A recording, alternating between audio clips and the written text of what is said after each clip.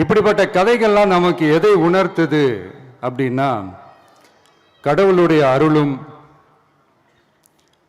மக்களை மானசீகமாக நேசிக்கிற அந்த அன்பும் அதீத வலிமையும் அதுக்கான உழைப்பும் இருந்துட்டாலே போதும். எவ்வளவு பெரிய ஒரு போராட்டமோ ஒரு போரோ இல்லை எதிரிகளையோ ஜெயிக்கலாம் அப்படின்றது தான் இந்த கதைகள்லாம் நமக்கு உணர்த்துது. இந்த விழாவில் நான் ஒரு உறுதியை ஒன்று கொடுக்குறேன். நாமளும் தமிழக வெற்றி கழகமும் சமூக சமய நல்லிணக்கத்தை பாதுகாக்கிறதுல 100% உறுதியாக இருப்போம். அதில் எந்த விதமான ஒரு காம்ப்ரமைஸும் இருக்கவே இருக்காது. அதனால தான் நம்மளுடைய கொள்கைகளுக்கு மதச்சார்பற்ற சமூக நீதி கொள்கைகள்னு பேர் வச்சதே இந்த உறுதினால தான். கண்டிப்பா ஒரு ஒளி ஒன்று பிறக்கும்.